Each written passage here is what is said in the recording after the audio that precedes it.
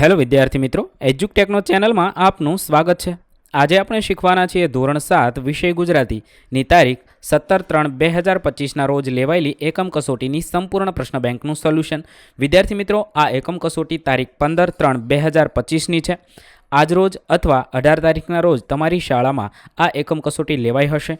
આપેલી એકમ કસોટીના તમામ પ્રશ્નોના જવાબનું અહીં આપણે સોલ્યુશન શીખીશું। તો ચાલો શીખીએ ધોરણ 7ની ગુજરાતીની માર્ચ 2025ની એકમ કસોટીની સંપૂર્ણ પ્રશ્ન બેંકનું સોલ્યુશન।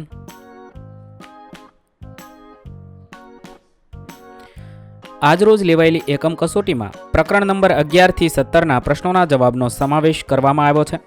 આ એકમ કસોટી તારીખ 15/3/2025ને શનિવારની છે। પ્રશ્ન નંબર 1, ફકરો વાંચી કોષ્ટકમાં પ્રશ્નોના જવાબ અને જવાબના પ્રશ્નો બનાવીને લખવાના છે। કોઈપણ એક વિભાગ લખવાનો હોય, આપણે દરેક વિભાગના જવાબ શીખીશું। ગીજુભાઈ બધેકાનો આ ફકરો આપેલો છે। ફકરો વાંચવાનો છે, સમજવાનો છે, તેના આધારે આપણે આપેલું કોષ્ટક પૂર્ણ કરવાનું છે। પ્રશ્નોની સામે જવાબ લખવાના છે અને જવાબ આપ્યા છે તેની સામે પ્રશ્ન બનાવીને લખવાનો છે। 1, નદીમાં રેતી શા માટે દેખાતી હશે? જવાબ થશે કારણ કે પાણી ચોખ્ખું હતું। 2, પાણીમાં માછલા કેવી રીતે રમતો રમે છે? નાના નાના માછલા ઘડીક પાણીની સામે ચાલે છે, ઘડીક પાણી સાથે જાય છે। 3, નદીનું પાણી શા માટે જુદું થઈને વહેતું હતું? પથરાની બંને બાજુએ પાણી જુદા થઈને વહે છે। 4, નાના નાના માછલા એ જવાબ છે। પ્રશ્ન બનાવી શકાય, માછલા કેવડા છે? 5, શ્વાસ લેવા તેના આધારે પ્રશ્ન બનાવી શકાય, માછલા પાણી ઉપર કેમ આવે છે? ત્યાર પછી બીજો વિભાગ છે। કાકા સાહેબ કાલેલકરનો એક ફકરો આપેલો છે। ફકરો વાંચવાનો છે, સમજવાનો છે અને તેના આધારે પ્રશ્નોના જવાબ લખવાના છે। અહીં આપેલું કોષ્ટક પૂર્ણ કરીએ। 1, માણસ વીર ક્યારે બની શકશે? જવાબમાં લખી શકાય, જ્યારે તે સ્વેચ્છાપૂર્વક ગરીબાઈ સ્વીકાર કરે છે ત્યારે વીર બની શકે છે। 2, દેશની ગરીબાઈ કેવી રીતે દૂર થશે? આવા ગરીબો જ્યારે દેશમાં વધશે ત્યારે ગરીબાઈ દૂર થશે।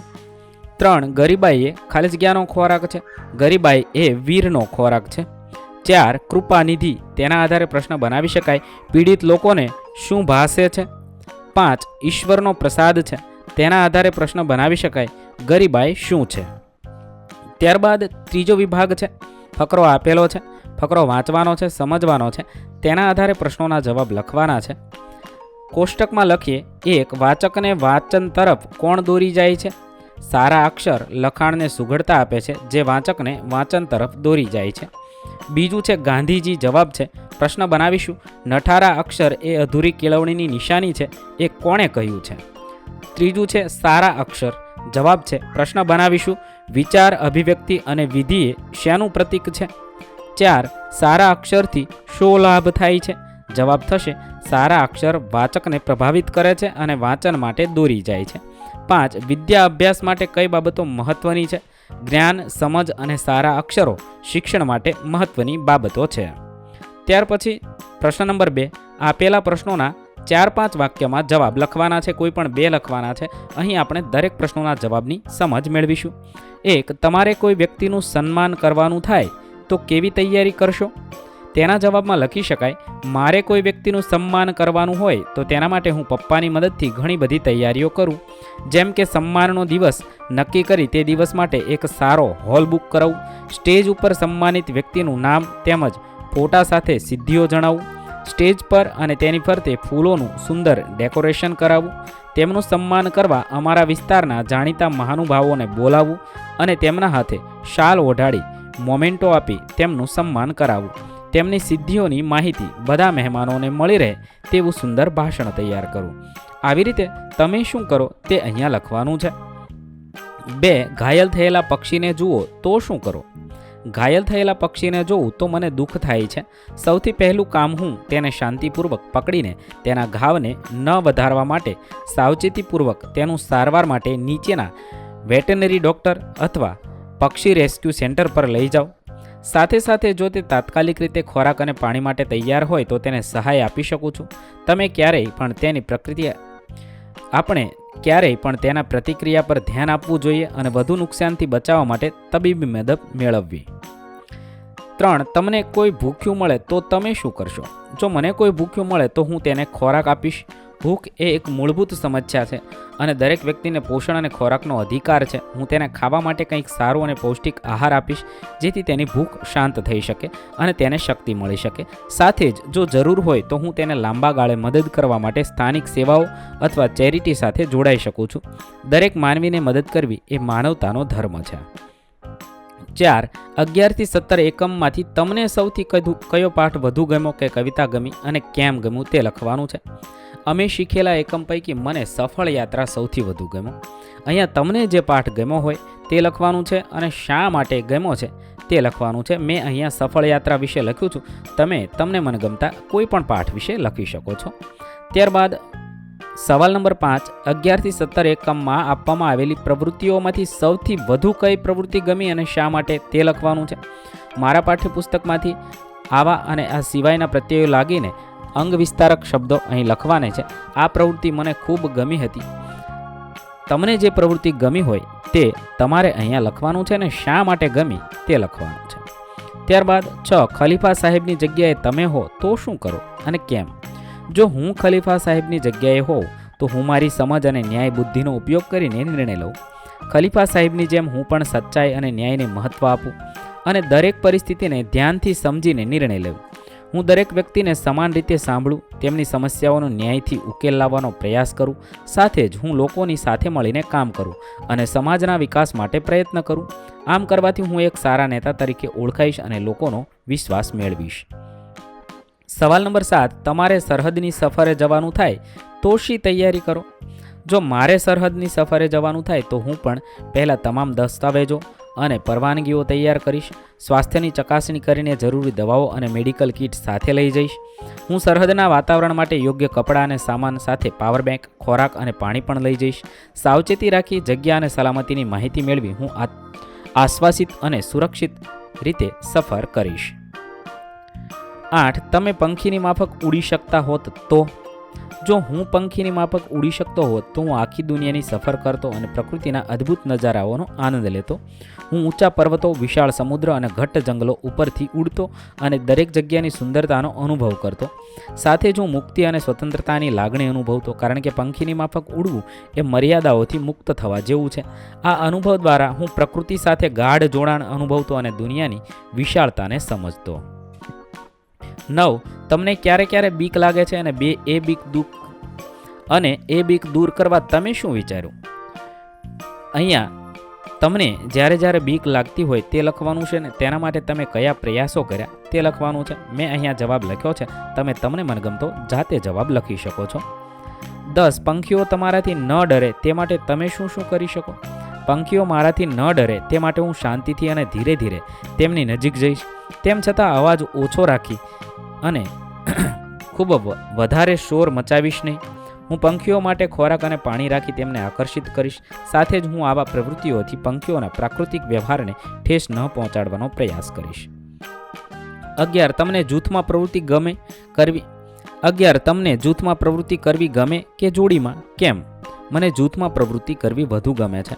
જૂથમાં કામ કરવાથી વિવિધ વિચારો, કુશળતા અને અનુભવોનો લાભ મળે છે, જે કોઈ પણ પ્રવૃત્તિને વધુ રસપ્રદ અને સફળ બનાવે છે.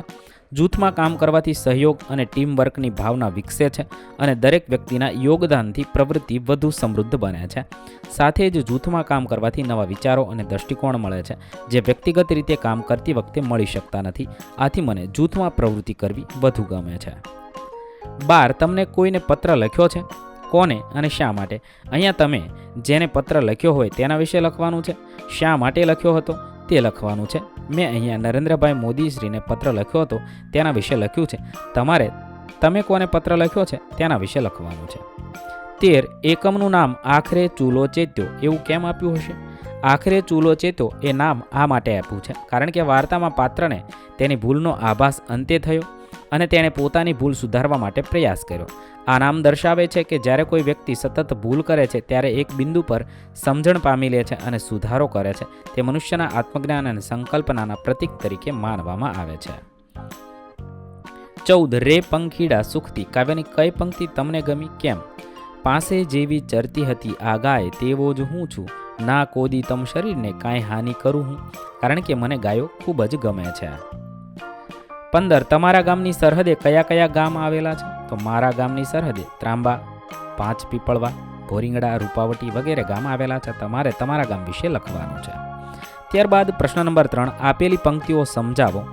1. મીરાબાઈ કહે પ્રભુ ગિરિધરના ગુણ દર્શન થકી દુઃખ ભાંગે છે. આ પંક્તિઓ મીરાબાઈના ભજનમાંની છે, જેમાંથી તેઓ શ્રી કૃષ્ણના ગુણોની સ્તુતિ કરે છે અને કહે છે કે તેમના દર્શનથી દુઃખ દૂર થાય છે. મીરાબાઈ ગિરધર ગોપાલ એટલે કે શ્રી કૃષ્ણની ભક્તિમાં રમણ કરતા હતા અને તેમના મતે ભગવાનના ગુણોનું સ્મરણ અને દર્શનથી મનુષ્યના સર્વ દુઃખો દૂર થાય છે. આ પંક્તિઓ દ્વારા તેઓ ભક્તિની મહત્તા અને ભગવાનની કૃપાનો સંદેશ આપે છે. 2. દુઃખી છું કે કુદરત ઘણા સામ્યનું એક્ય ત્યાગી રે સત્તા તમ પર જનો ભોગવે ક્રૂર આવી. આ પંક્તિઓમાં કવિ દુઃખ અને પ્રકૃતિ વચ્ચેના સંબંધને વ્યક્ત કરે છે. જ્યારે મનુષ્ય દુઃખી હોય છે ત્યારે પ્રકૃતિ એટલે કે કુદરત પણ તેની સાથે સહાનુભૂતિ દર્શાવતી નથી, જેને કારણે એકાકીપણા અને કઠોરતાનો અનુભવ થાય છે. કવિ કહે છે કે પ્રકૃતિની શક્તિ સત્તા ક્રૂર બની ગઈ છે અને તે મનુષ્યને દુઃખ ભોગવવા મજબૂર કરે છે. આ પંક્તિઓ દ્વારા કવિની દુઃખ ભાવના અને પ્રકૃતિની કઠોરતા સ્પષ્ટ દેખાય છે. 3. કુદરતે સર્જેલા બધા જ જીવો સમાન ગણાય. આ પંક્તિમાં કુદરત પ્રકૃતિ દ્વારા સર્જેલા બધા જ જીવોની સમાનતાનો સિદ્ધાંત વ્યક્ત કર્યો છે. પ્રકૃતિમાં દરેક જીવ, ચાહે તે મનુષ્ય, પ્રાણી, વનસ્પતિ કે સૂક્ષ્મજીવ, સમાન મહત્વ ધરાવે છે.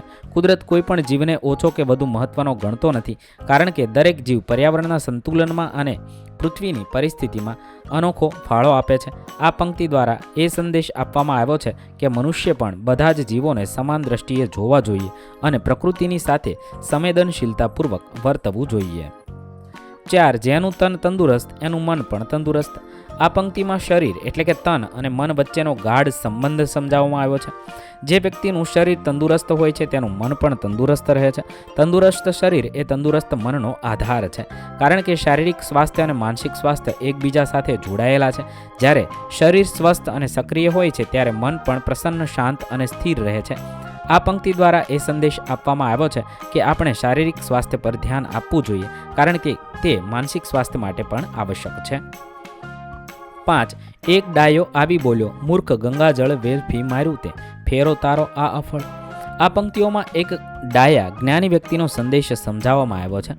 મૂર્ખને સમજાવે છે કે તેને ગંગાજળ એટલે કે પવિત્ર જળનો વ્યય કરીને મૂર્ખાએ કરી છે અને તેના કારણે કોઈ લાભ મળ્યો નથી. ડાયો વ્યક્તિ કહે છે કે મૂર્ખાએ ભર્યું કાર્ય કરવાથી માત્ર નુકસાન જ થાય છે અને તેનો કોઈ ફળ એટલે કે લાભ મળતો નથી. આ પંક્તિઓ દ્વારા સંદેશ એ આપવામાં આવ્યો છે કે મૂર્ખાએ ભર્યું કાર્ય કરવાને બદલે બુદ્ધિપૂર્વક અને સમજદારીથી નિર્ણય લેવો જોઈએ, જેથી વ્યર્થ નુકસાન અટકાવી શકાય છે. સવાલ નંબર 6. માણસના કપડા પર લાખ થીગડા હશે તો ચાલી શકશે, પણ એના ઈમાન પર એક થીગડું નહીં ચાલે. આ પંક્તિઓમાં માણસના ઈમાન એટલે કે આત્મવિશ્વાસ અને સિદ્ધાંતોની મહત્તા સમજાવવામાં આવી છે. કપડા પર થીગડા હોય તો તેનાથી કોઈ ફરક પડતો નથી, પરંતુ જો માણસના ઈમાન પર થીગડું આવે તો તેની પ્રતિષ્ઠા અને આત્મસન્માન નષ્ટ થાય છે. ઈમાન એટલે કે માણસની નીતિ, સિદ્ધાંતો અને આત્મવિશ્વાસ, જે તેના વ્યક્તિત્વનો મૂળ આધાર છે. આ પંક્તિઓ દ્વારા એ સંદેશ આપવામાં આવ્યો છે કે માણસે પોતાના ઈમાનને સાચવવો જોઈએ, કારણ કે તેની પ્રતિષ્ઠા અને આત્મસન્માન એ જ એની સાચી સંપત્તિ છે. પ્રશ્ન નંબર 4. કૌંસમાં આપેલા શબ્દ સમૂહ કે કહેવત, રૂઢિપ્રયોગનો ઉપયોગ કરી અર્થ કરી ફકરો લખવાનો છે. કોઈ પણ એક વિભાગ લખવાનો છે. અહીંયા ઉદાહરણ આપેલું છે, તેના આધારે ફકરો બનાવી અને લખ્યો છે. આવી રીતે આપણે આપેલા શબ્દ સમૂહ, રૂઢિપ્રયોગ અને શબ્દ કહેવતનો ઉપયોગ કરી બીજા ફકરા બનાવવાના છે. 1. આરતી ઉતારવી ઉજ્જડ ગામમાં એરંડો પ્રધાન, અજાત શત્રુ, અતિલોભ પાપનું મૂળ, અક્ષમ. તેના આધારે આ રીતે તમે ફકરો બનાવી લખી શકો છો. વિદ્યાર્થી મિત્રો, વિડીયો લાંબો થવાને કારણે હું જવાબ વાંચીશ નહીં, તમે વિડીયો પોઝ કરી જવાબ લખી શકો છો. વિભાગ બીજો, તેની અંદર શબ્દ આપેલા છે, તે શબ્દોને આધારે તમે આ મુજબ ફકરો બનાવી લખી શકો છો.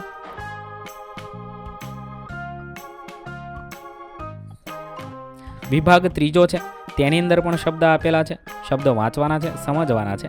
તેના આધારે તમે આ મુજબ ફકરો બનાવી અને લખશો. ત્યારબાદ પ્રશ્ન નંબર 5. નીચે આપેલા વિભાગો પૈકી કોઈ પણ એક વિભાગ પસંદ કરી પ્રશ્નોના જવાબ લખવાના છે. અહીંયા દરેક વિભાગના જવાબ આપણે લખીશું. વિભાગ પહેલો છે. 1. આપેલા શબ્દો માટે એક શબ્દ વાપરો. સરોવરમાં જન્મનાર તો સરોજ. 2. નીચેના વાક્યને બહુવચનમાં ફેરવો. એ મેદાનમાં છોકરો દરરોજ રમતો હતો, તો એ મેદાનમાં છોકરાઓ દરરોજ રમતા હતા. 3 રેખાંકિત શબ્દની સંજ્ઞાનો પ્રકાર. ગાંધીજી સત્યના પૂજારી હતા. અહીંયા ભાવવાચક સંજ્ઞા છે. 4 નીચે આપેલા વાક્યનો પ્રકાર. સૃષ્ટિના અક્ષરો ખૂબ સરસ છે. અહીંયા વિધાન વાક્ય છે. 5 કૌંસમાં આપેલા પ્રત્યયનો ઉપયોગ કરી 2 શબ્દ બનાવવાના છે. ભારતીય, સામાજિક. ત્યારબાદ બીજો વિભાગ છે. 1 આપેલા શબ્દ માટે એક શબ્દ. પત્રકાર જે કામ કરે તે. પત્રકારત્વ. બીજું છે નીચેના વાક્યને બહુવચનમાં ફેરવવાનું છે. અમે પ્રસ્થાન રેખા ઉપર ઊભા હતા. ત્રીજું છે ગાયોનું ધણ સીમમાંથી ગામ તરફ આવી રહ્યું હતું. સંજ્ઞાનો પ્રકાર ઓળખાવવાનો છે, તો સમૂહવાચક સંજ્ઞા. 4 નીચે આપેલા વાક્યનો પ્રકાર, તો અહીંયા પ્રશ્નાર્થ વાક્ય છે. 5 કૌંસમાં આપેલા પ્રત્યયનો ઉપયોગ કરી શબ્દ બનાવવાના છે. પાણી, લાકડી.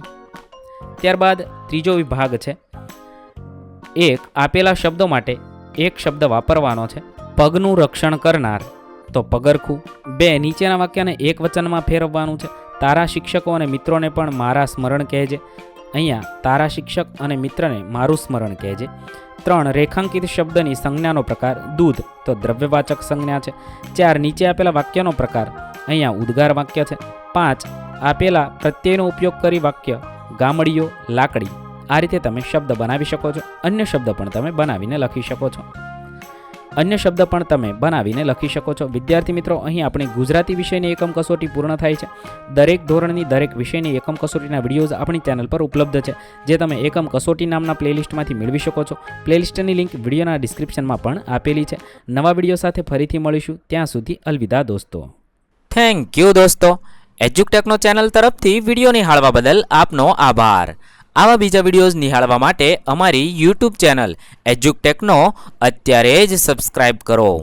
આભાર દોસ્તો.